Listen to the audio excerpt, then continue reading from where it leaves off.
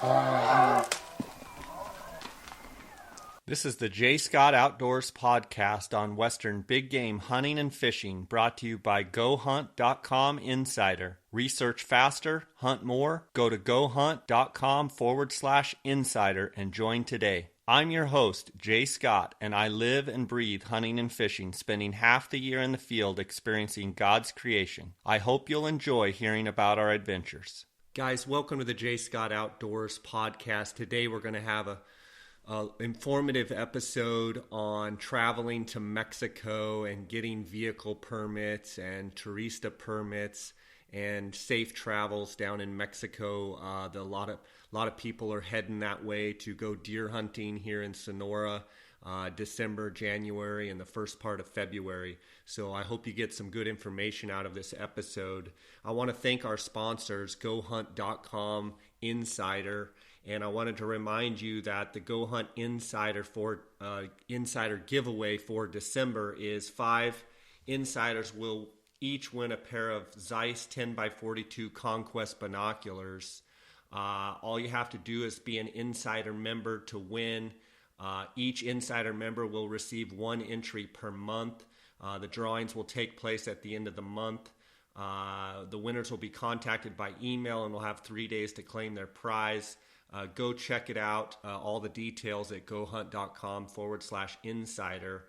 I also wanted to bring to light that in November they gave away 10 Coues 7200 pack. It was Coues pack systems, and the winners got to pick which pack they wanted. In October they gave away 2 fully guided Coues deer hunts with Dar Colburn and I down in Sonora, Mexico, and we are going to be taking those Go Hunt Insider winners here on January 7th. That's a rut hunt. September, they gave away 15 Sunto Core Black watches. August, they gave away 10 Coues Super Down sleeping bags. In July, they actually gave away elk tags, antelope tags, and mule deer tags. Guys, an unbelievable way to win hunts. In June, they gave away a $22,000 $500 Dall sheep hunt. So all you have to do is be an insider member to win, to have a chance to win. And if you haven't signed up now, it's application season, and it's just right here on our doorstep. And Go Hunt has released their Filtering 2.0 system, which is groundbreaking as far as research data that's available for you guys to research your hunts and which states and species and such to apply for. They also, not only with the Filtering 2.0, the statistics on the harvest data, but they're just about to release the draw odds, and this will be the most sophisticated draw odds calculator for the western states that we've ever seen. So I'm excited for that. Go to GoHunt.com Insider and click on the blue Join Now button. And when you sign up, when you click on the blue Join Now button and you sign up, you'll automatically receive a $50 Coues gift card if you use the J. Scott promo code. And you guys know what a big fan I am of Coues. And if you're not familiar with Coues, you can go to kuiu.com and see all of the ultralight hunting gear that Coues makes. Dar and I have been wearing it for years, and we just love everything about the gear and the company, starting from the founder and president, Jason Hairston, all the way down. They have great customer service. So, guys, I also want to thank DeadeyeOutfitters.com for their sponsorship of this podcast.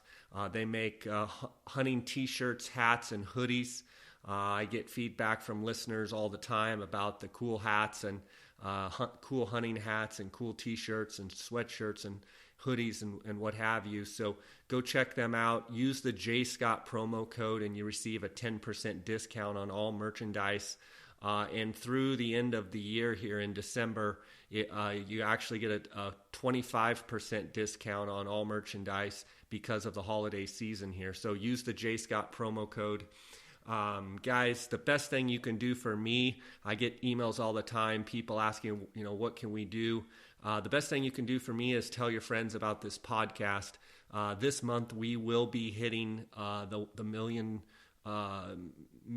downloads, which is mind-boggling to me, and it wouldn't be without the support of you guys, the listeners, and the sponsors. So, guys, I want to thank you for that and let you know how appreciative I am of your support. So let's get right to the episode. Make sure to subscribe to this podcast. That way you get the episodes as soon as I put them out.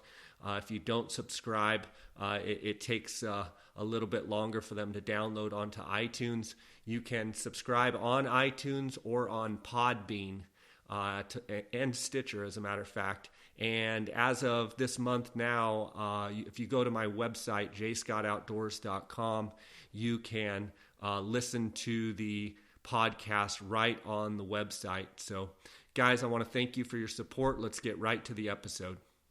Guys, welcome to the J. Scott Outdoors podcast. Today I wanted to do an episode. I've been getting some inquiries from people that are going down to Mexico to hunt Coues deer and mule deer in Mexico. And Dara and I go every year, usually in the month of January, to hunt Coues deer, but both December and January on some years.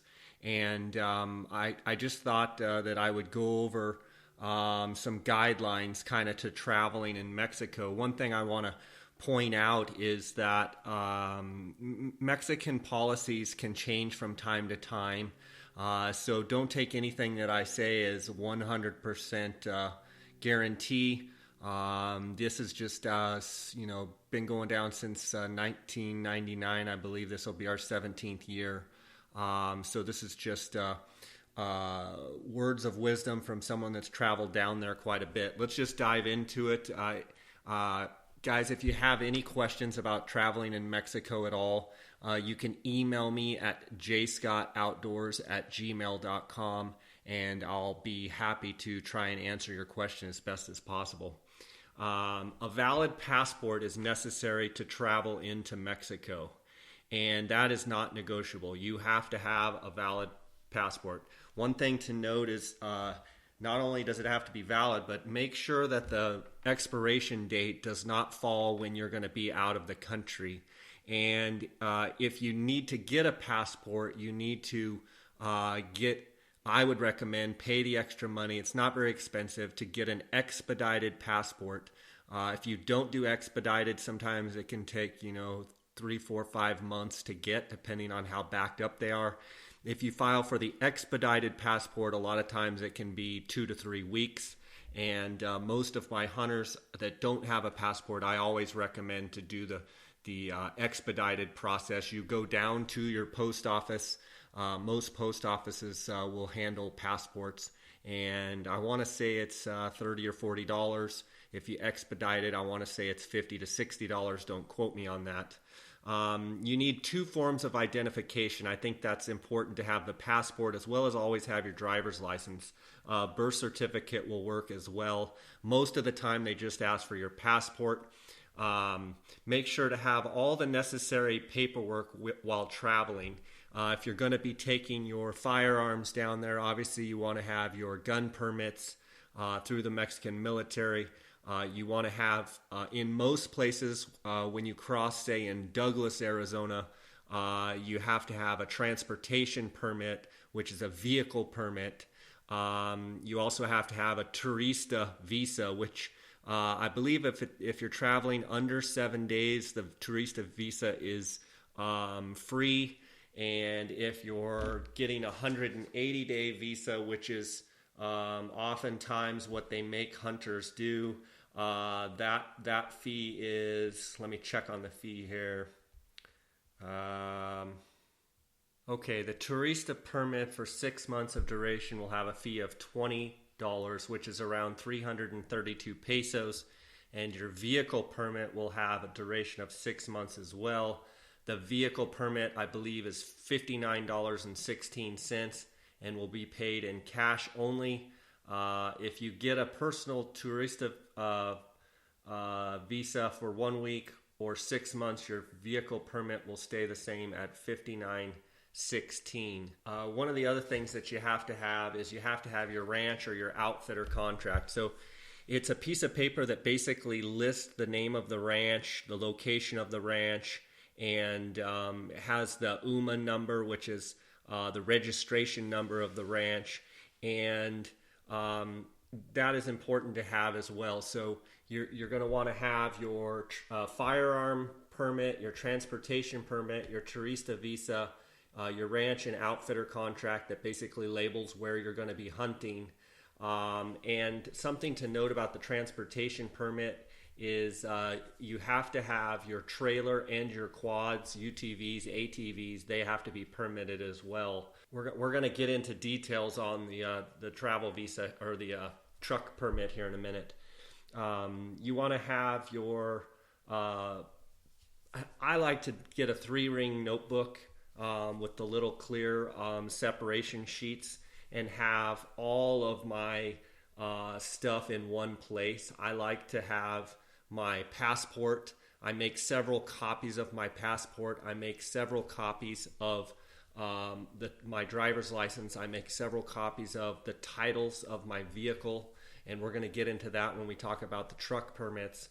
I like to have several copies of my gun permit, and I like to stay as organized as possible, keeping all my paperwork in one place.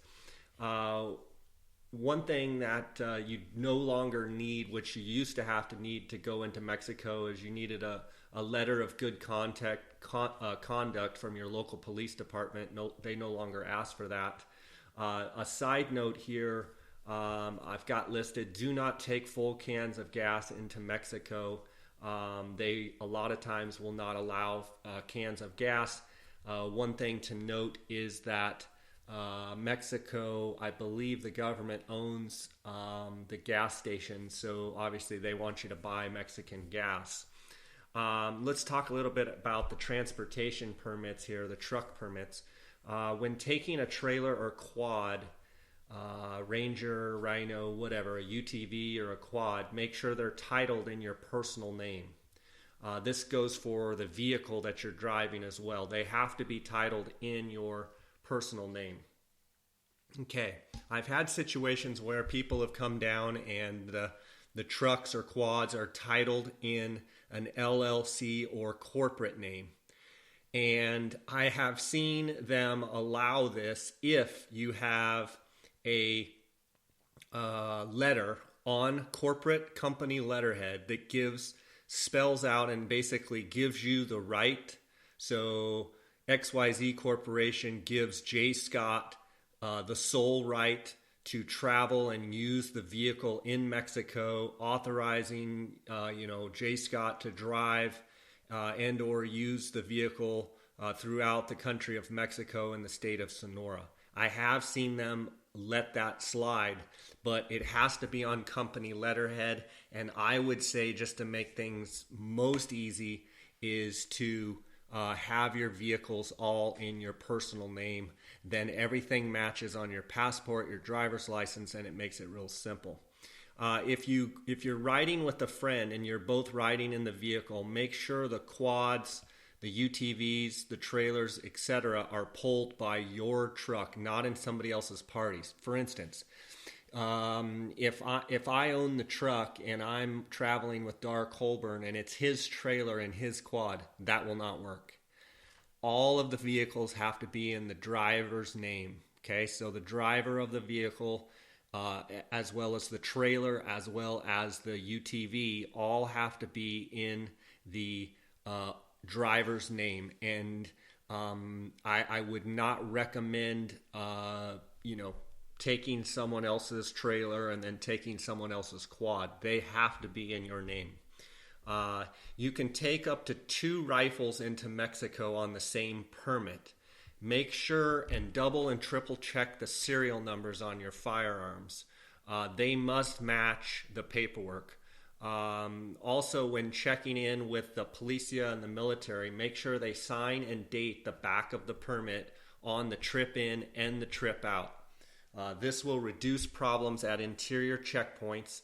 If there's a mistake on the paperwork, you can advise the policia up front, and simple mistakes can be corrected by the military as well as on the firearms permit. Now, talking about firearms, you can have ammo for the gun that you have a permit for, but you cannot have any ammunition from any other gun. I believe you're allowed up to 100 cartridges for each gun. It's important you want to clean out your trucks completely before entering into Mexico. No ammo of any kind, including any empty shell casings, can be found on board.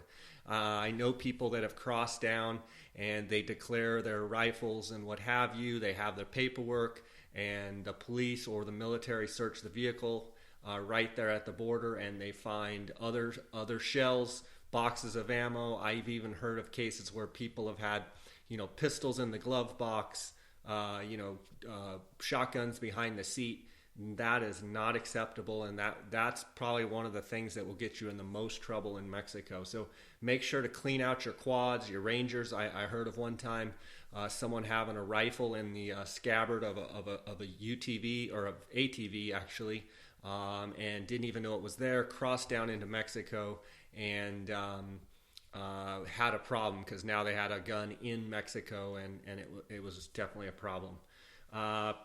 I like to pack my rifles on top of my gear in my truck, because if most of the times you'll have several different checkpoints on your way to the ranch, and you want to be able to get in and out of the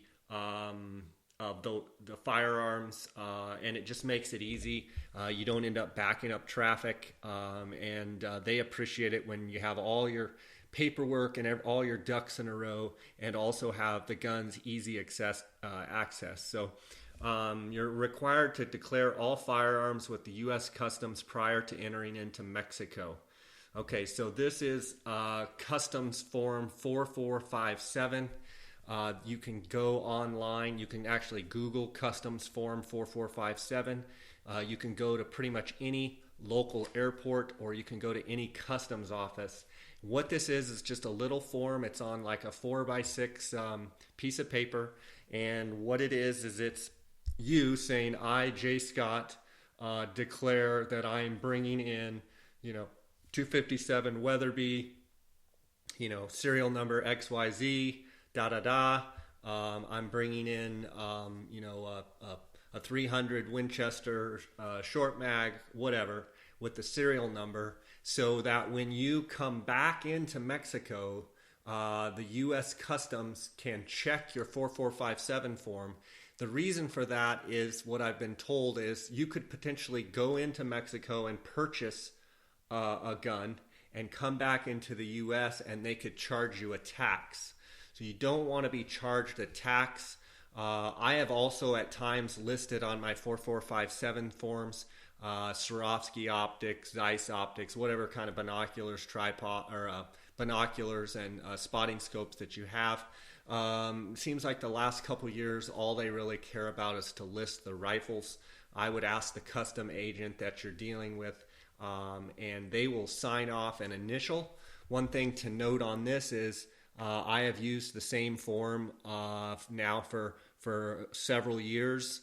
The only change is if you add, a different rifle, you obviously have to get a whole new form. But if you use the same rifle year after year, you can use that same 4457 form. Let's see. People ask me about Mexican insurance, vehicle, trailer, quad insurance. And the answer is you're supposed to have insurance in Mexico. I have used in the past acomainsurance.com. That's ACOMA insurance.com. You can probably check with your own insurance agent, or you can Google it. It's fairly inexpensive. It's about $100 on your vehicle, and that could be very useful at times. I want to talk about travel from Mexico back into the U.S. You want to make sure that your tag that goes on the antlers. Most of the time, I've seen the tags they're little plastic tags, and they're either green or orange, or they could be gray. They're little plastic form or a tag, and they go on the antlers. It's very important that you sign that tag, and it's very important that your paperwork lines up your ranch contract, which shows the UMA number, which is the registration number of the ranch, is matched on the permit. So when you go down to hunt with someone, you want to see your tags, you want to see the ranch contract, and you want to make sure that that UMA number, that registration number, matches on the tags and on the contract. Upon arrival at the border, you will need a U.S. Fish and Wildlife's declaration form. You also need a USDA Notice of Arrival form and a copy of your ranch hunting contract and the ranch hunt authorization form in order to cross your trophy legally. If you don't have those forms, you can email me and I can try and get you copies of those. You could probably also Google those forms or go to the USDA website or the U.S. Fish and Wildlife website. Here's a little tip. Before returning to the U.S., clean your vehicle, quads, UTVs, trailers thoroughly on the Mexican side. If it's muddy, the U.S. Custom agent sometimes will make you turn around and go wash your vehicle in Mexico. This is due to some forms of disease that are in the mud that they don't want in the U.S. I'm not sure if it's like quagga mussels or what it is. But I've had them actually turn us around saying that our vehicles were too muddy and that we needed to go back into Mexico, spray all the vehicles down and get them good and clean. One thing you can do if your Rangers and quads at the ranch are very, very muddy, if they have a hose at the ranch, try and spray them down as best you can. You could also potentially Google maybe some spray places, car wash places in the town. I know that Douglas, has places that you can go do that. It's a little bit of a pain, and if they're muddy, a lot of times they'll turn you around. Okay, capes of the deer that you harvest need to be completely frozen solid in order to cross from Mexico into the U.S. The main reason that they need to be frozen is due to ticks. These deer capes, most all of them have ticks on them, and they do not allow any ticks to come into the United States. So you need to shoot your deer, cape your deer, and then you need to take down tweezers and pliers and a little brush, and you need to actually pick the ticks off of the cape. What I like to do is, while it's still fresh, before it's frozen, pick as many as I can off of the capes, especially around the eyes, the ears, around the neck, and then you can freeze the cape. Then what I like to do is pull the cape out of the freezer, and I like to go over it again. A lot of times if you freeze the cape for solid 24 hours, a lot of those ticks will die, and you can then pick them off, and you've got to cross with clean capes. Also, it kind of varies from agricultural inspector every year, whether they want them completely frozen. Usually, most ranches you have, an hour, sometimes 2-3 hours back to the border. There's no real way to keep them frozen. So you just keep them as cold as possible. But the main thing is get the ticks cleaned off them. They can forfeit, or you can get your cape seized, and that can be a problem, and you don't want to have that happen. A lot of guys bring down a small generator and a freezer. So while they're at the ranch, they run the generator and freezer to freeze the capes. The other option is, I believe you can have a USDA approved taxidermist consign the cape to, but you definitely, you might check on the USDA website. And also when you cross into Mexico, whichever port you use, It's not a bad idea when you stop to check your 4457 forms, to also ask for the agricultural inspector, tell them that you're going hunting and you should be arriving back in whatever it is, 5 days, 7 days. And is there anything that you need to be aware of? A lot of times they'll be very easy to work with and tell you exactly what you need. All skulls must be completely clean with no meat or hair of any kind on the skull. So if you're going to do a European mount, you actually have to boil the skulls, and you have to get all of the meat, all of the, obviously the fat, and get real clean and real dry. If you're going to mount your buck, I recommend just cap it. That's the easiest way to get the head clean. You can boil it after you cap it too, or you can just take a knife and make sure you scrape off all the meat, hide, fat, etc., and then just let it dry.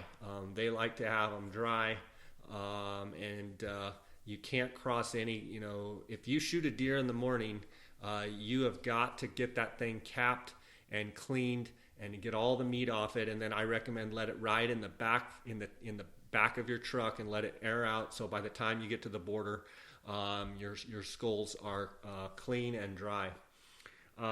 Something to remember, you want to cancel your vehicle permit and trailer permit upon your last visit to Mexico for that season. This can be done at the Border Crossings office at the same place that you got your vehicle permit. That same office, before you go back into the United States, pull in on the Mexican side into that same parking lot on the Mexican side, walk in, tell them you want to cancel your vehicle permit.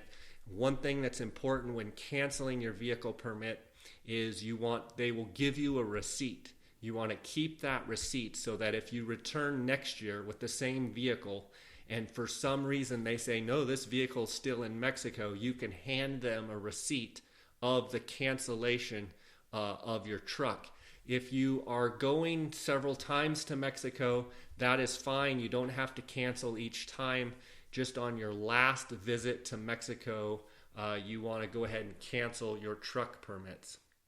Guys, as you know, GoHunt.com Insider is the title sponsor of this podcast. I want to talk a little bit about their unit profiles. Mapping and satellite imagery. Get a bird's eye view of your hunting terrain on detailed unit maps with clearly identified boundary lines and marked area services. One of the cool things is if you draw a unit, let's say in Nevada or Arizona or one of the western states, and you've never been there before, on the GoHunt.com Insider, all you have to do is pull up the map. Then you pull up the specific unit that you've drawn. And then there's a cool feature where you can just click on a button and it will tell you the nearest gas stations, the nearest restaurants, the nearest automotive stores, the nearest archery supply places. You can get all of the information right there by clicking on the map. Species and season-specific information. Learn about each species in the unit and gain valuable insight into animal genetics as well as season-specific behavior details. Another great feature that I really like is the weather and geography. View the entire weather history of a unit, precipitation and temperature, plus moon phases.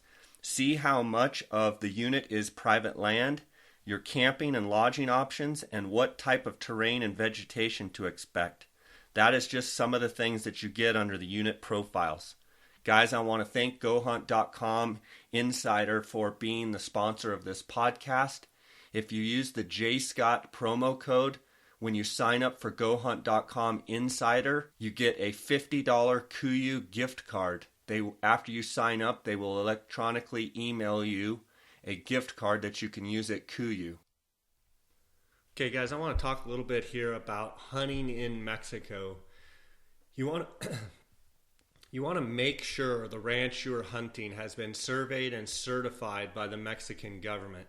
Each ranch must be registered annually by the government, and it may be every couple of years by the Mexican government to legally hunt. This registration process is called an UMA, U-M-A. Prior to hunting, request your tag along with your current hunt authorization form. This form will be dated. It will list the ranch name, the location, the approximate size, the species legal to hunt. A lot of times they'll say Colo Blanca, Burro Venado, which is mule deer, and Javelina. That's very common to see on these Mexican, the Sonoran ranches. Make sure the tag is filled out with the ranch name and UMA registration number, and check the species listed. The UMA number on the tag must correspond with the UMA number on the ranch hunting contract. This is very important. So you basically want to have a piece of paper that tells all the information of the ranch and says, here's the UMA number. And then the tag those two numbers have to match. If this information does not match, the trophies can be seized by the USDA or the U.S. Fish and Wildlife inspectors, and you'll be subject to a fine for a violation of this Lacey Act. Some species fall under the CITES Act and must have a company CITES permit when declaring them, like bighorn sheep, mountain lions.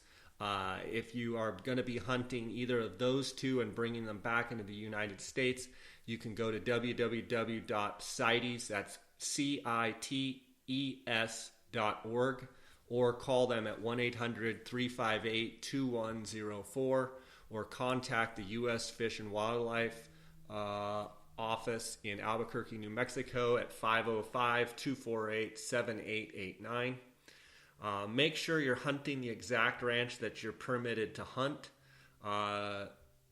Let's see. Be sure to ask the outfitter where the boundaries of the ranch are located, where the neighboring ranches are. The neighboring ranches oftentimes obviously frown on people who are trespassing and hunting their ranch. So make sure you know where your boundaries are. Tipping of the guides and cooks and helpers is always appreciated. Many times you can give money as well as clothing, items such as jackets, boots, knives, etc. All of that stuff is very appreciated by the Mexican cowboys, the vaqueros. Also, keep in mind, these ranches, most of them have families. Some of them have several generations of families that live on the ranch. A lot of times I like to take down socks, underwear, t-shirts, sweatshirts, toothpaste, toothbrushes, deodorant, mouthwash, in several different sizes that fit different, sizes of family members. They can be great gifts to the families who are in desperate need of these items every day. A quick trip to Costco or Walmart can be an incredible way to make a family stay in Mexico. I guess another thing, to just an overall general tip, is organization is very important to ensure a good trip and being safe. The more organized you are, the more safe you're going to be, and the more your ducks are in a row, the better off your trip is going to be. I'm kind of bouncing around here, and I apologize. I've made some notes and I'm kind of all over the place on this one, but okay, going into Mexico, what are the steps to going into Mexico? And I will try as best I can, starting from being in the U.S. and going into Mexico. I'm going to talk about specifically the crossing in Douglas, Arizona. And, there's crossings in a bunch of different cities, Naco, Nogales, Lukeville, and then there's New Mexico. There's a bunch of different crossing points, but I'm going to try and give you the best information that I can. And what I'm going to be referring to when you hear specifics, it's going to be in the crossing in Douglas, Arizona. So you're going into Mexico. What you're going to do is you're going to have your 3-ring notebook binder with copies of your driver's license, your passport, several copies of your title and of your vehicle, and you're going to drive into Mexico. You're going to follow the signs that say Mexico, U.S. border. You get in that line, okay? The very first thing you're going to find on your left-hand side is you're going to find the U.S. Customs Office. And a lot of times there'll be guys and they'll be standing there in U.S. Customs outfits. And what you say is, I'm going to Mexico and I need to register my 4457's customs forms because we have rifles going into Mexico.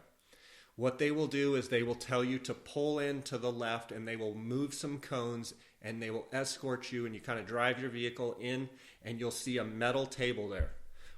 You wait in the vehicle, when the officer comes up, you say, I have customs 4457 forms. We need to register our firearms with you.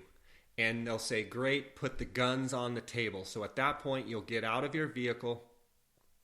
You will take your guns and put them on. It's a metal table. There's nothing on it. It's just a flat metal table. You will open your firearms and you will have your customs 4457 form filled out, or you will ask them for the customs 4457 form right there. Then if you need to fill out, you're going to put your name, your address, you'll put the make and model, serial number of your gun, and any other real valuables that you want to declare. A lot of times I put my spotting scopes and my optics and what have you. At that point in time, they will then check the serial numbers physically on the gun and compare them to the customs 4457 form to make sure that they are correct. Once everything is correct, you will sign and they will sign. They will take that form, they will go into the office, they'll be gone for about 5 minutes, and what they're doing is making copies and entering those into their database. They will come out, they will give you your customs 4457 form back, they'll tell you you're free to go. At that point, you put your guns away, you put them in your vehicle, then you only have to drive about another 100 yards and you will start seeing red and green stoplights. And that's actually where you drive your vehicle and you will be crossing the line, the international line from the US to Mexico. Before you get there, you want to pull over to the right.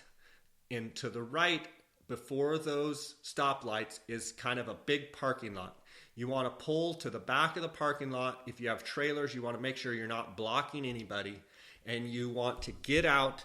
And the first thing you want to do is there will be usually a person in a uniform, Mexican citizen in a uniform, and he'll come up and you need to say transportation permits or permisos.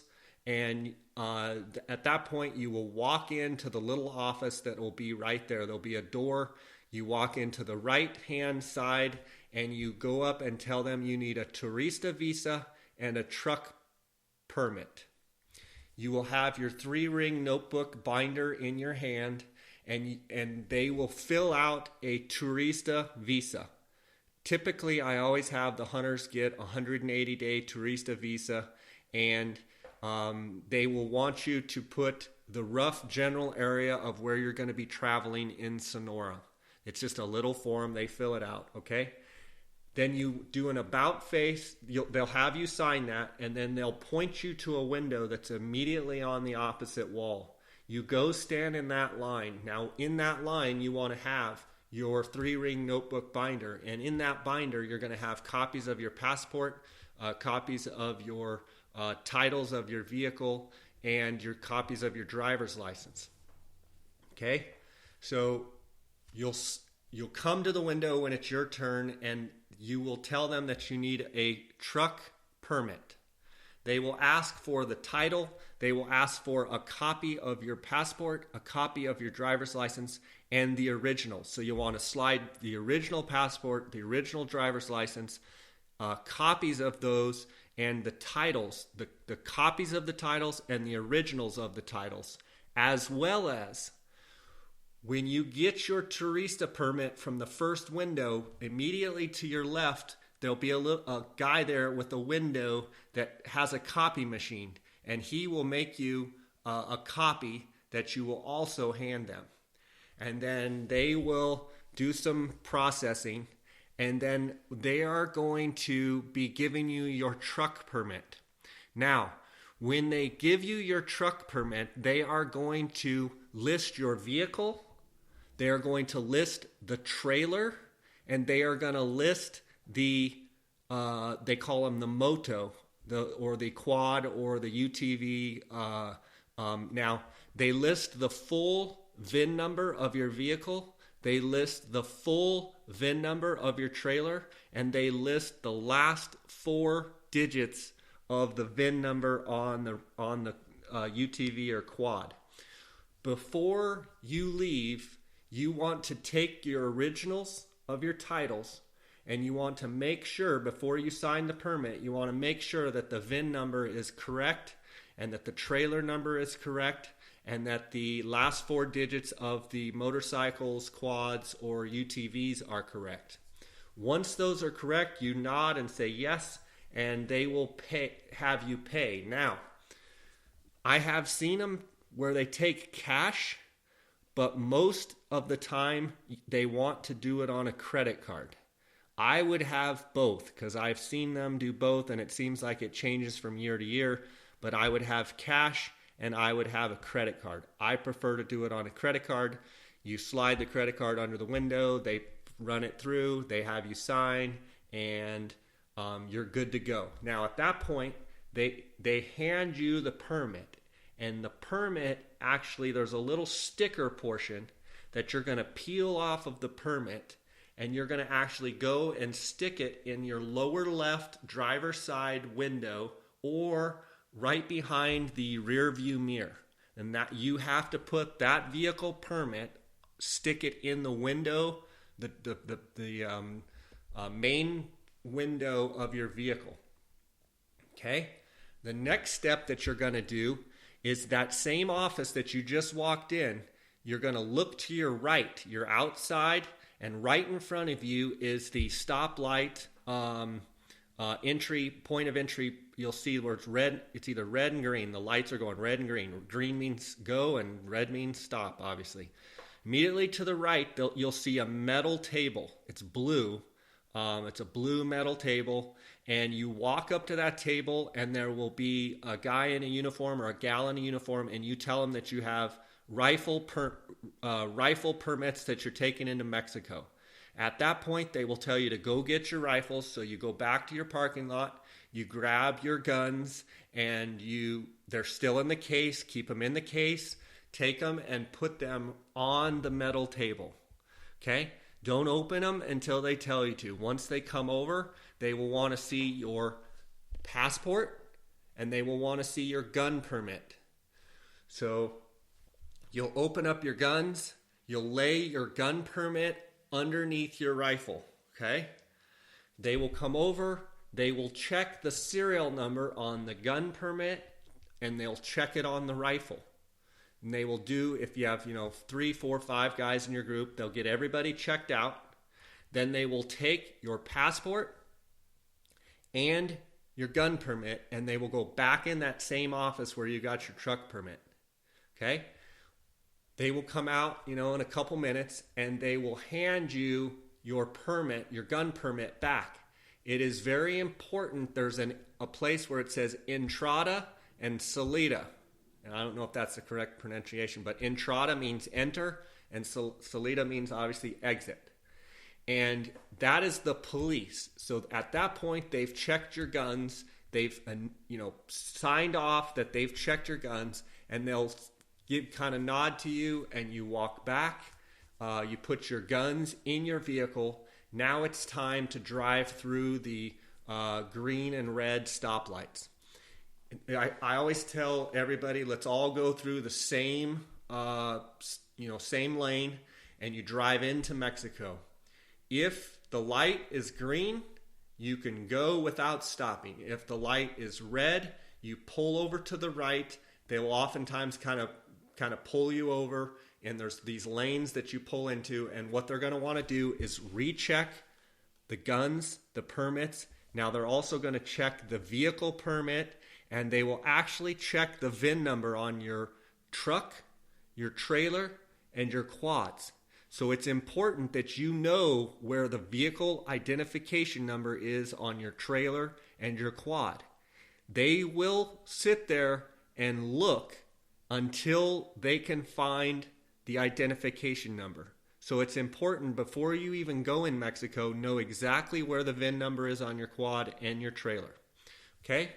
Once they do that, That's also the point where if you have gas in your gas cans that are full, you're going to have a problem. They're either going to take it, they're going to make you pour it out. It's going to be a mess. So you need to take your gas cans that are empty, okay? And then they're going to check everything, and then they're going to wave and say adios, and off you go. Now, you're not done yet. You need to go to the Mexican military, and the Mexican military is located just outside of, it's just kind of on the outskirts of Douglas. It is probably it's probably a mile away from the entrance point. And you're going to pull over there, and you're going to park, and you're going to walk with your guns in the case, and you're going to have your gun permit and your passport with you. You're going to walk up, and there'll be kind of a guard. He'll be in a camo outfit. He'll have a gun, and he'll say, "What are you doing?" And you say, "We have rifles." And they see you walk up, so they know what you're doing. And then they will escort you to a little kind of shaded room with tables. It's outside. A guy will come up in a few minutes. A guy will come.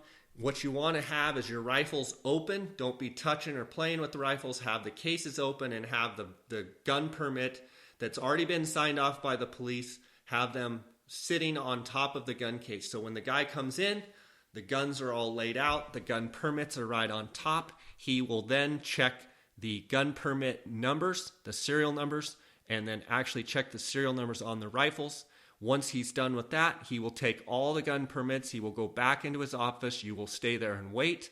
He will make copies, and he will bring you back your original gun permit, and then you are off to go and free to go to the ranch. Now,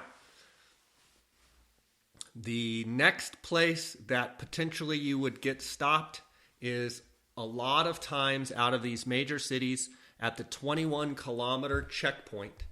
The military is there, and they basically check all those highways coming in and out of those cities. So whether you're going east or west or south, that's wrong. 21 kilometers south of the checkpoint. So most of the time it's going to be going south, either out of Nogales, south out of Douglas. There'll be another military checkpoint. At that point, they will want to see your gun permit. They will also want to see your truck permit. They may check the serial numbers on the guns. They may check the vehicle identification numbers. They will check all that. Everything will be in line, and then you will be off to go into the ranch. Now, I recommend when you go to the ranch, I don't like to stop in any cities. I get gas and I keep it simple. I don't go in and spend time in the towns. I go from point A to point B. We travel together. I recommend traveling during the day. I don't recommend night travel. We go in caravans. If one truck stops, all trucks stop. Everybody travel together. And you go to the ranch, you lock the gate, you go and enjoy yourself, have a great hunt. And now I'm going to walk you going back into the United States. Before you leave the ranch, I talked about freezing the capes, picking the ticks off the capes, and what have you. At that point, you also want to have get all your paperwork before you leave the ranch. You will want to have it in order. Okay, so that is where you're going to want to have your U.S. Fish and Wildlife Declaration form, your USDA Notice of Arrival form, your ranch contract, and the authorization form that shows the ranch and the UMA number, and your tag. You want to make sure that there's a place for you to sign your tag. It says Cazador, and you sign right above that, so your tag is signed. Now, you want to also list on your U.S. Fish and Wildlife Declarations form down at the bottom, you want to put the tag number. If you shoot multiple deer, the tag numbers of each of the ranches or each of the deer that you've shot on your tag, on the declaration form. And I like to put the tag number if I shoot multiple deer or if I have a hunter shoot multiple deer. on my ranch contract and on my authorization form, so that everything's clear, that tag, your name's signed on it, and that those tags are in harmony with the tags are in harmony with the gun paperwork, or the ranch paperwork. So now you're going to drive to the border, and you're going to make a stop at the military, the same place that you stopped on the way in. You basically repeat the process. Walk in, walk to the doors. You'll see there's only one entrance there. There will be a guard there. You walk with your firearms cased. You have your permit in hand. They will show you to the same table that you waited before. You open your cases, put your gun permits on top, and now you notice that they will sign on the exit part. There's the enter part where you've gotten your police signature and your military signature, and there's now a place where it says Salida, and that will be your exit point. So the military will now, a lot of times it's the same guy, will sign as saying you're leaving. Then everybody in your group will get that signed. You'll take your gun permit. You'll go get in your truck. You'll drive back to, remember, the place where you got your vehicle permits. Now there'll be a parking lot, which in Douglas, it's on the west side of that same building. You pull into that parking lot.